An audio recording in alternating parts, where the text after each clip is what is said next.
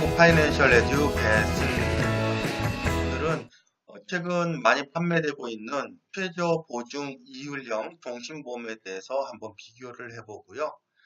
저희 재무설계 프로그램 피스트를 통해서 이 최저 보증 이율형 종신보험이 과연 우리 고객들에게 유익한 건지, 그리고 만약 유익하다면은 어떤 부분에서 어떤 조건에서 유익한지 이런 부분들을 한번 살펴보도록 하겠습니다. 네, 최저보증 이율형 종신보험에서 제일 중요한 게 최저보증 이율이 몇 퍼센트인가?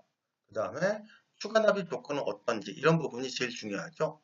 자, 그런데 최저보증 이율은 10년 이내 최저보증 이율과 10년 초과시 최저보증 이율로 나눠집니다. 자, 그런데 10년 이내와 10년 초과시 둘 중에서 10년 초과시 최저보증 이율이 조금 더 중요하다라고 볼 수가 있겠죠. 자, 그래서 10년 초과 최저 보증 이율을 비교를 해본 결과 DB생명 같은 경우는 2.75%, 동양생명은 2.85%, 매트라이프는 3%. 그래서 10년 이후 최저 보증 이율은 매트라이프가 가장 높습니다. 자, 그리고 그 다음으로 이제 추가 납입 조건 같은 경우는 DB생명이 200%, 동양생명이 100%, 매트라이프가 150%로 DB생명이 추가 납입 한도가 가장 많고요. 그 다음에 이 추가 납입을 1년에 얼마까지 할 수 있느냐라고 하는 것도 역시 중요합니다. 왜냐하면은 정기 추가 납입을 걸어둔 상태에서 매월 추가 납입 보험료가 계속 들어가고 있으면 상관이 없는데 그렇게 하지 못하고 있다가 나중에 한꺼번에 좀 밀린 돈을 넣고 싶다라고 하게 되면은 매년 납입할 수 있는 한도가 정해져 있기 때문입니다. 그래서 DB생명 같은 경우는 월납 곱하기 12개월 곱하기 200%로 지금 제한이 되어 있고요. 매트라이프 같은 경우도 월납 곱하기 12개월 곱하기 150%로 제약이 되어 있습니다. 자, 그런데 동양생명 같은 경우는 여기에 경과 연수라고 하는 게 포함이 되어 있죠. 그래서 앞에 월납 곱하기 12개월 곱하기 100%는 같은데 여기에 경과 연수, 계약일로부터 몇 년이 지났느냐라고 하는 거를 곱하게 되어 있습니다. 그래서 여기에 담겨 있는 의미는 내가 만약에 매년 추가 납입을 충분히 하지 못했다라고 했을 때 이 밀린 거를 한꺼번에 다 할 수 있다라고 하는 거를 의미합니다. 네. 그 다음에 이제 추가 납입을 언제 할 수 있느냐라고 하는 건데요. DB생명과 동양생명은 보험기간 중에 언제라도 추가 납입을 할 수 있는데요.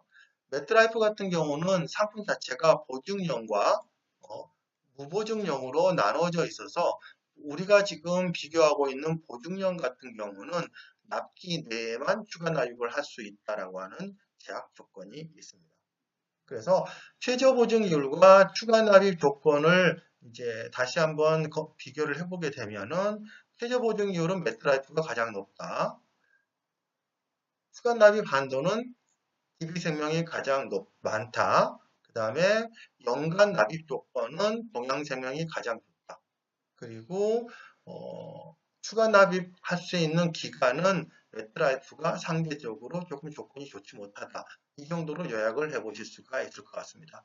자, 보시는 바와 같이 모든 조건이 다 좋은 회사는 없죠. 그래서 판매하는 입장에서 또는 가입하시는 고객 입장에서 어떤 부분이 가장 중요하게 생각하느냐에 따라서 선택의 기준은 다 달라질 것으로 보입니다.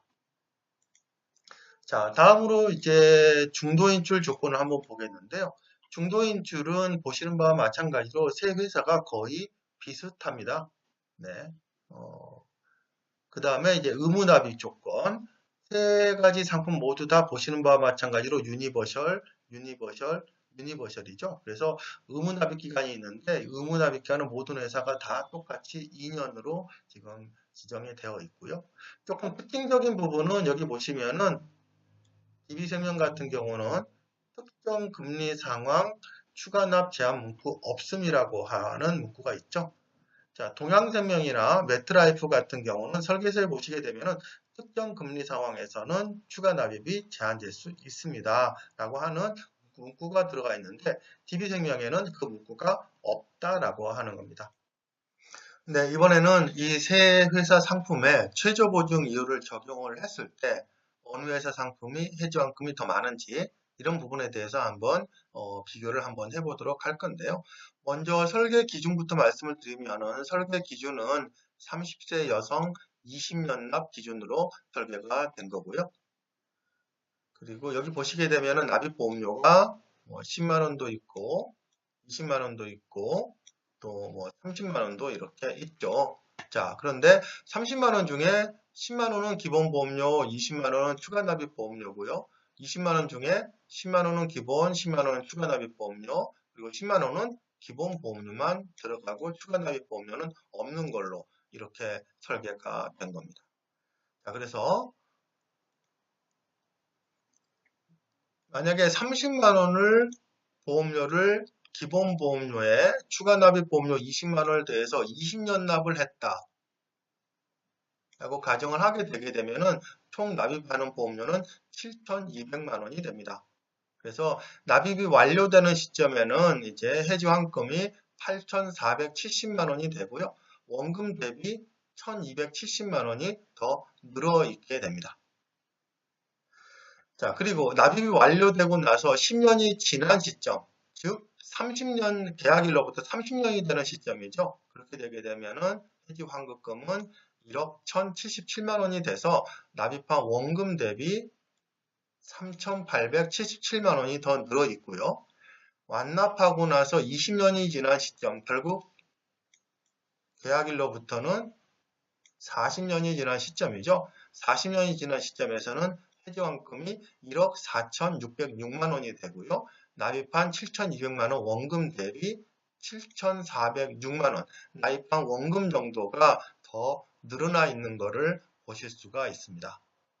자, 그리고 특징적인 거는 여기 만약에 추가 납입을 하지 못하고 10만 원만 납입을 했다.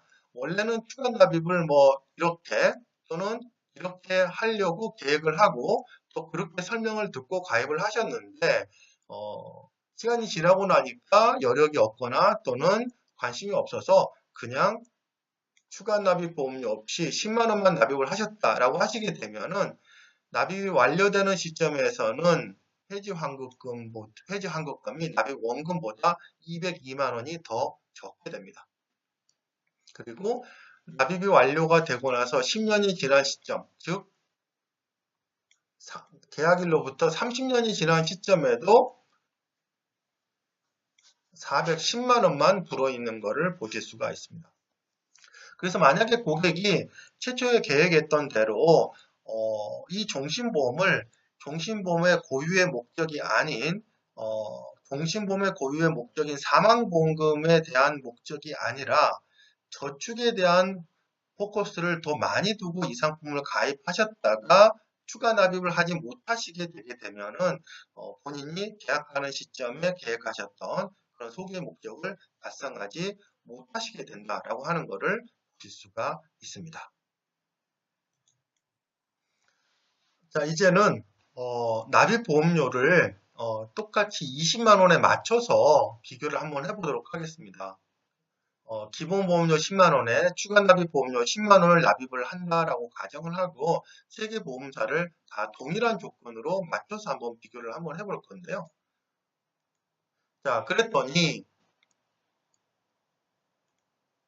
DB생명 20만 원, 동양생명 20만 원, 그 다음에 웨트라이프는 200불이 되겠죠. 예. 그리고 이 200불은 현재 시점, 오늘 시점 기준으로 환율이 1072.70 원입니다.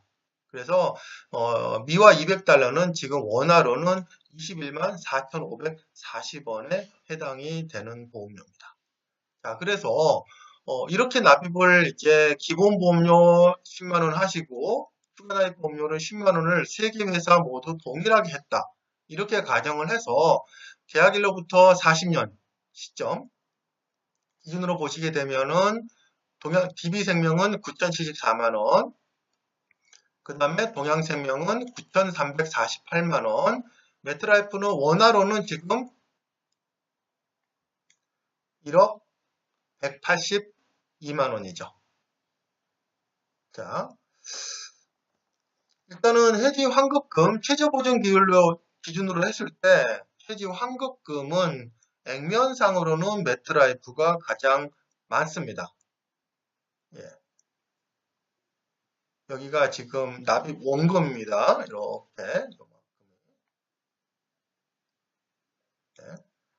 그런데 이거는 매트라이프 상품 같은 경우는 이제 달러 기준이기 때문에 이 보험금을 수령하는 시점의 환율이 어떻게 되느냐에 따라서 이제 받게 되는 금액이 다르죠. 어차피 우리는 이제 원화로 이제 수령을 할 거기 때문에요. 예. 그래서 일단 가정을 했습니다. 가정을 어떻게 했냐면은요. 납입을 하는 기간 중에 환율은 오늘 시점 기준으로 그냥 고정이다. 라고 그냥 가정을 했습니다. 물론 절대 이렇게 될 수는 없겠죠. 20년 동안 이제 매일매일 환율이 조금씩 달라질 거기 때문에 사실은 이거는 말이 안 되는 거긴 하지만은 일단 뭔가 비교를 해야 되는 거기 때문에 일단 환율을 20년 동안에는 오늘 시점 기준으로 환율이 고정이다라고 가정을 해서 한번 시뮬레이션을 한번 해보도록 할 겁니다. 그리고 이 보험금을 수령하는 시점의 환율을 이제 한번 바꿔볼 건데요. 보험금은 사망보험금으로 수령을 하시든지 아니면 해지 환급금으로 수령을 하시든지 둘 중에 하나로 수령을 하시겠죠. 네. 자, 그러면은 일단 수령하는 시점에 지금 환율을 한번 바꿔보도록 하겠습니다. 바꿔봤더니 지금은 1072원인데 환율이 조금 올라서 나중에 40년 되는 시점 기준으로 만약에 환율이 1100원이다 라고 가정을 하게 되면은 수령하는 금액이 조금 더 오르죠. 예, 수령하는 금액이 1억 441만 원으로 올랐습니다. 자, 그런데 만약에 조금 더 이제 고객 입장에서 유리한 한 팩트를 입력을 해 보시게 되면은 만약에 원달러 환율이 지금보다 조금 더 올라서 한 200원이다 라고 하게 되면은 이제 타사랑은 이제 차이가 되게 많이 나게 됩니다. 타사는 최저 보증 이율이 원화 기준으로 딱 픽스가 되어 있기 때문에 이 금액이 사실은 받으실 수 있는 최저 금액, 확정된 최저 금액이다. 이렇게 보시면 되고 그 사이에 어떤 이제 이율에 따라서 약간의 차이는 있겠지만 이 금액이 어느 정도 확정된 금리다라고 보시면은 될 텐데 매트라이프 달러 종신 같은 경우는 최저 보증 이율이 3%로 고정이 돼 있으면서 수령하는 시점 기준의 환율에 따라서 달라지기 때문에 만약에 수령하는 시점의 환율이 지금보다 좀 올라 있다라고 하게 되면은 다른 회사보다는 상당히 차이가 나는 해지 환급금을 수령하게 된다라고 하는 것을 보실 수가 있고요. 만약에 뭐 알 수 없는 일이긴 하지만은 환율이 지금보다 더 떨어져 있을 수도 있잖아요. 만약에 환율이 그냥 1000원이다. 라고 하게 되면은 다른 회사보다 1000원 정도로 환율을 가정을 하니까,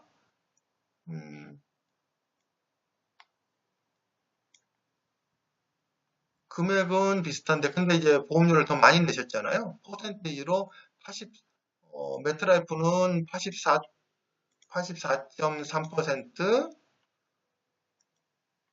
동양생명은 94.8%, DB생명은 89.9%, 89%. 그래서 조금 적은 이제 수익이 발생하는 것을 보실 수가 있습니다. 여러분 생각하시는 것처럼 실질적으로 이제 수령하는 시점이 뭐 나중에 어떻게 될지 모르는 일이기 때문에 만에 하나 뭐 우리가 IMF라든지 금융위기라든지 이런 시기가 왔을 때는 역사적으로 원달러 환율이 굉장히 높았습니다. 그래서 만약에 정말 수령하는 시점에 운 좋게 그런 상황이어서 환율이 많이 올랐다라고 하게 되면은 실질적으로 타사에 가입했던 것보다 굉장히 큰 이익이 될 수 있다라고 하는 거를 이제 여러분들이 이해하실 수가 있으실 겁니다.